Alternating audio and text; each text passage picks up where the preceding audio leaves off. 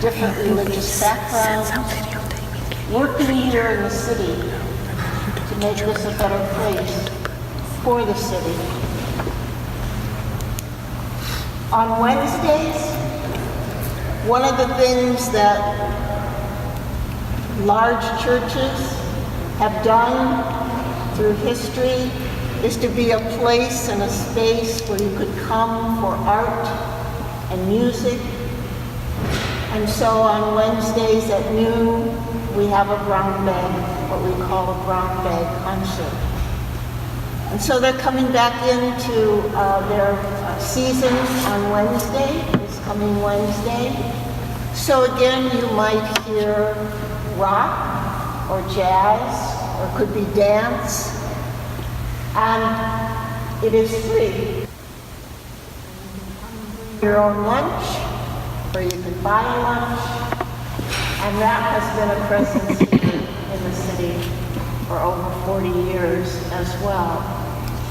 Because one of the things that churches did, in addition to being a place where you could worship, there were also places where you could see art. You could think of us as an early art museum, if you will.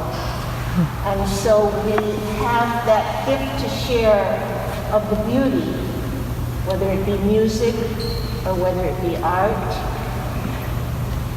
I know that the gardeners, our green team, are already thinking and planning of the garden that was on 30th and Cedar. And so they're getting ready to what are we going to plant. And then the harvest eventually in the fall. Everything from the harvest goes to Hunger Ministries here in the city. It goes to our own place at the table. But everything extra goes to other hunger ministries. We have a new head of our church here. And in a cathedral situation, that person is called the dean, similar to an academic situation where you have the dean of the School of Arts and Sciences. In a cathedral, the head minister is called the dean. So we now have a new dean who's been with us about 6 weeks. And at an interview a week ago, one of the members of the Green team asked him, BJ, that's how he wants to be known, as BJ, what do you think about the environment? What do you think about this idea of a green team? And he paused for a moment and he said, well, I live here. I live in the environment, do I not? So I damn well better be concerned about it. So you could be a member of the Green team.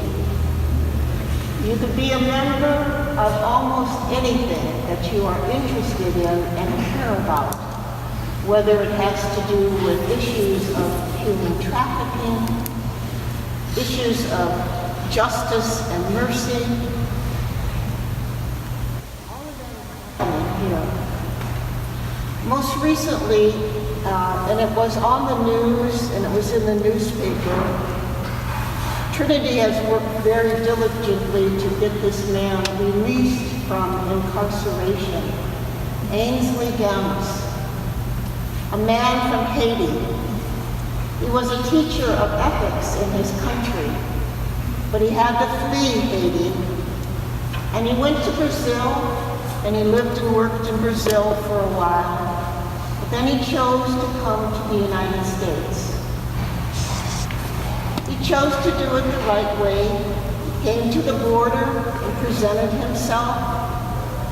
And the border patrol person thought that he had a very sound reason, that his life really was endangered. And he had left his family back in Haiti. They arrested him, and they put him in prison for 2 years out in the jail in Geauga County. Cut off from his family, cut off from life, cut off from the sun, if you will. And a husband and wife here and some other individuals worked diligently, worked very, very hard. And after 2 years, he's now been released.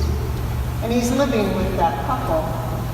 But his journey and his challenge is not over yet because he's not allowed to work, and he really does not have a true staff here to live.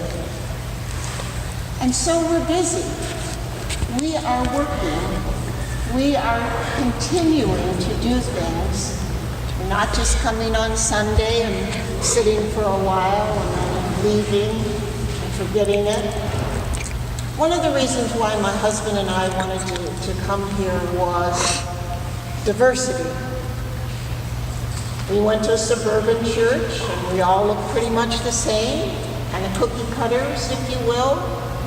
But here, when we're at a service, we might have a professor sitting next to us, but we might also have a homeless person, might be a person from another country. So we have this wonderful energy from people that are diverse and have diverse ideas and thoughts. I don't completely know what my journey is, what my path is. And so my concept of being here and being in a church and my concept of God could be very, very different from the person sitting next to me. And that's all right. In fact, that's more than all right. That's good.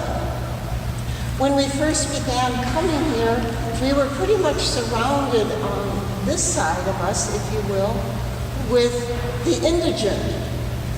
But now, as Professor Nagy said, we are completely surrounded by Cleveland State. We are neighbors. And as neighbors, we need to be neighborly.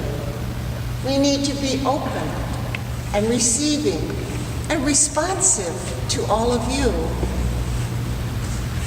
Let me ask you if this is the first time any of you have been inside of this space.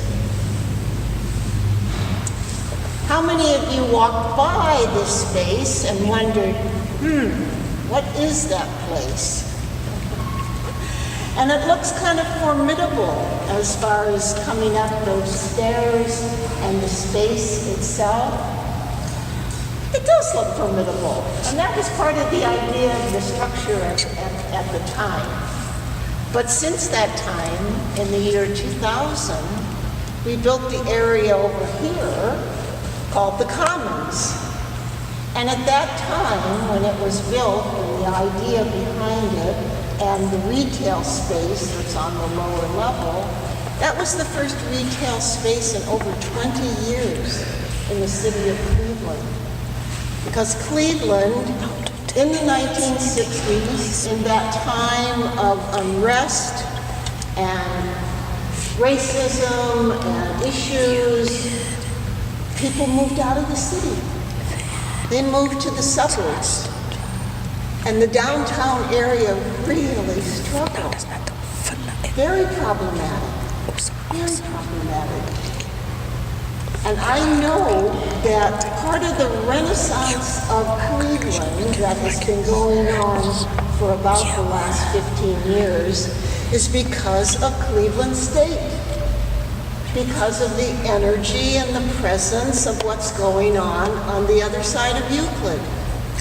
And so we have to be neighbors. We need to work together and share that energy and that sense of being a community. For no matter if you live in the city or you live in the suburbs, it's the urban hub that keeps everything going and moving and having energy and having something to bring. When my family and I gather around the table with friends, we take a moment and we pause to say we're glad that everybody is here at the table. And we say a small prayer, if you will. And part of that prayer says, let us be ever mindful